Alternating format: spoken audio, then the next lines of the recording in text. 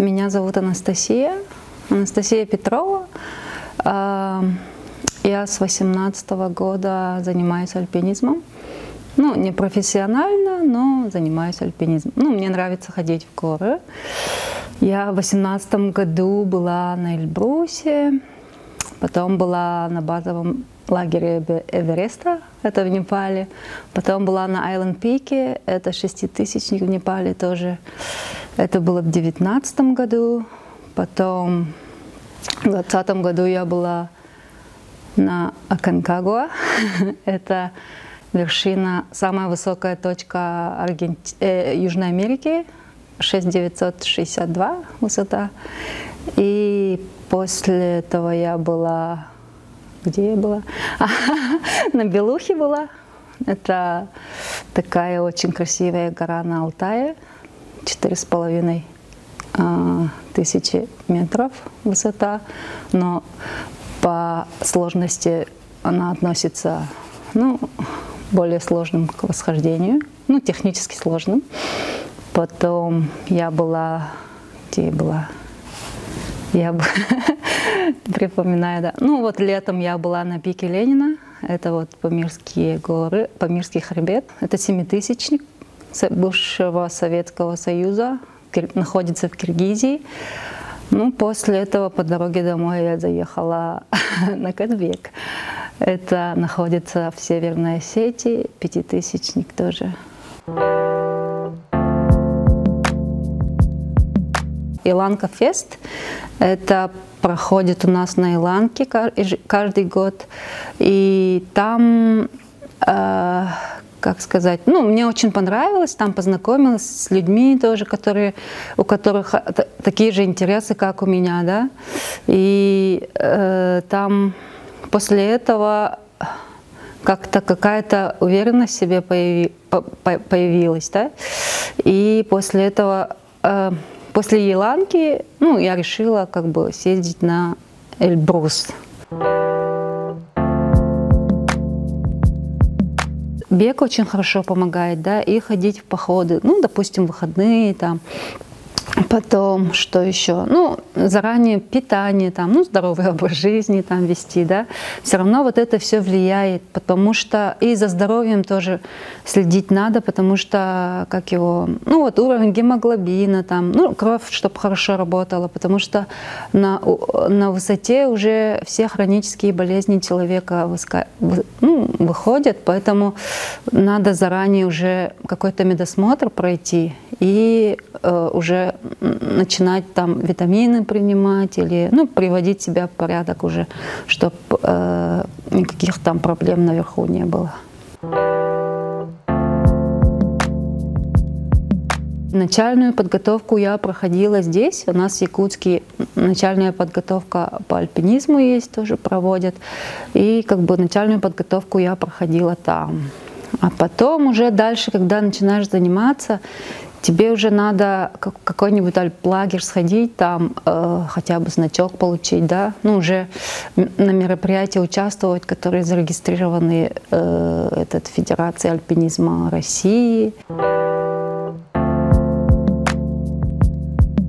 Очень много фирм, которые этим занимаются, и поэтому надо смотреть отзывы, наверное, да, тоже, и там восхождение, там сколько, ну, они совершают, как часто это все делают, да, надо смотреть. На одного гида 3 человека должно быть, да, ну, чтобы они смотрели за того. Все равно на Эльбрус обычно идут начинающие, поэтому все равно там 5 человек на одного гида, это много.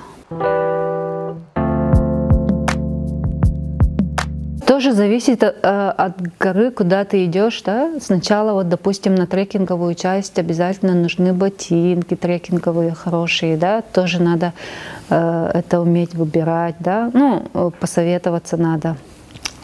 Потом рюкзак хороший нужен. Это вот по зеленой зоне, да, пока акклиматизацию делаешь. И потом палка хорошая нужна, чтобы... Ну, палка, она всегда нужна, потому что вначале, когда вот идут на восхождение, никто не хочет палку брать. А когда идешь уже наверх, уже забираешься, там уже она очень нужна будет. Ну, когда высоту набираешь. Поэтому гид говорит, если ты не берешь палку наверху, у меня не проси. Поэтому они берут. По альпинистской части там уже, когда на Эльбрус, это вот когда первая гора, там очень много прокатных станций, можно там одолжить для начала, да. Ну, пока ты не знаешь, будешь ли ты дальше заниматься этим или не будешь, да. Там альпинистские ботинки можно одолжить, можно пуховик, да, который альпинистский тоже можно одолжить, ледорубы там, окошки. Вот это все специально альпинистское, можно под Эльбрусом, там очень много прокатных станций, можно там же одолжить. А потом уже, когда принимаешь решение, уже начинаешь набирать себе вот эти снаряжения. Потому что снаряжение, когда свое, оно, ну, ближе к телу, да, своя рубашка ближе к телу, можно сказать.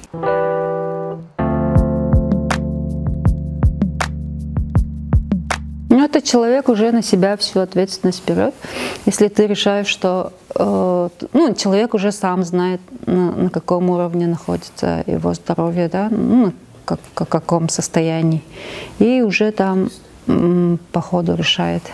Поэтому я не говорю, что я в следующем году поеду, я через 2 года поеду. Вот так не говорю. Ну, поеду, так поеду. Потому что это в основном зависит от здоровья. У меня как бы первое восхождение это была большая эйфория. То, что я как бы особо не ожидала, да. Я не помню, чтобы я сильно так устала или что, да. Как-то само собой произошло хорошо, прошло хорошо, поэтому я как бы, я ни на что не рассчитывала, ну дойду, да, так дойду, так-то так. А потом, когда дошла, я такая эйфория была. Неужели я дошла до вершины?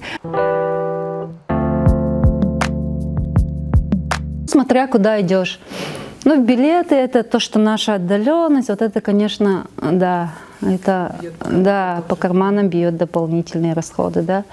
А то, что на Эльбрус, там где-то в среднем сейчас услуги, вот, услуги, ну, допустим, идешь с группой, да, если наверх идешь, там 40-50 тысяч, кажется, сейчас, да. И если, ну, надо по опыту гида надо выбирать, смотреть, а не экономить там каждую 1000, да. Надо зайти в магазин «Спортмарафон» и там уже посмотреть, и с помощью гида вот это все выбирать тоже, ну, с помощью людей, которые это все знают, да. Есть высотные ботинки, есть на 5000 ботинки, есть на 7000, да. Там двухслойные, трехслойные идут уже. Там, ну, конечно, унты самые теплые, самая теплая обувь. Я всегда, когда иду на вершину, я об унтах всегда думаю, были бы унты, ноги мои не замерзли бы, да. Но там уже вот эти альпинистские высотные ботинки, они хорошо держат. Но обычные трекинговые ботинки, которые внизу, да, вот когда акклиматизацию проходишь, они плюс-минус 20 тысяч стоят, да.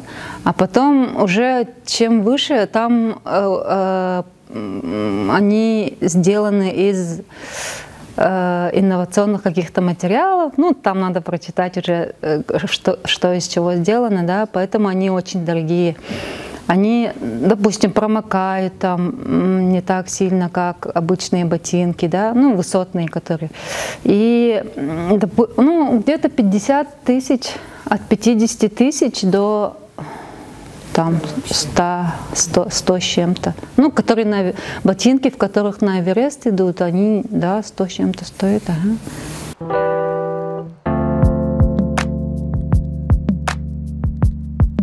Я особо не планирую. Я вот, допустим, всегда совмещаю вот восхождение с культурой страны, да, совмещаю с отдыхом.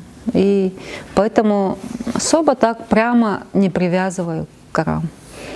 А так вот одно восхождение и где-то рядом Допустим, когда на Аконкагуа ходила, я после Аконкагуа погуляла по Патагонии, да, ну там рядом тоже. Тоже очень красиво было. И вот эта местная культура тоже меня очень заинтересовала. Ну, Южная Америка очень понравилась.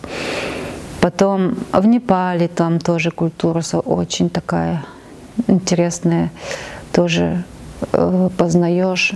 Ну, как сказать, сейчас модно говорить, там выход из зоны комфорта и познаешь себя в каких-то условиях. Да? Ну вот после горы обычно человек очень такой спокойный становится, смиренным каким-то становишься. И смотришь вот это все как-то интересно все. Еду пробуешь местную. После восхождения обычно еда очень вкусная везде получается.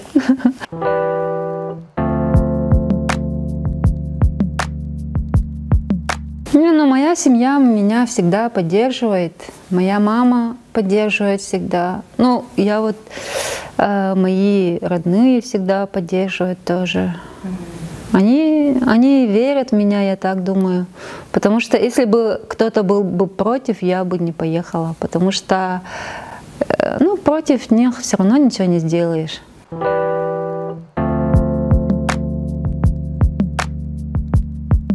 Приключение мне нравится вот это само. Я, когда начинаю восхождение, я не знаю, к чему мы придем, но я иду. Вот это все нравится. Ну, как приключение. Приключение идет. Не то, что там лежишь и смотришь на море или куда-то, да, а ты двигаешься, что-то делаешь, что-то решаешь. Мне вот это само приключение нравится, оказывается.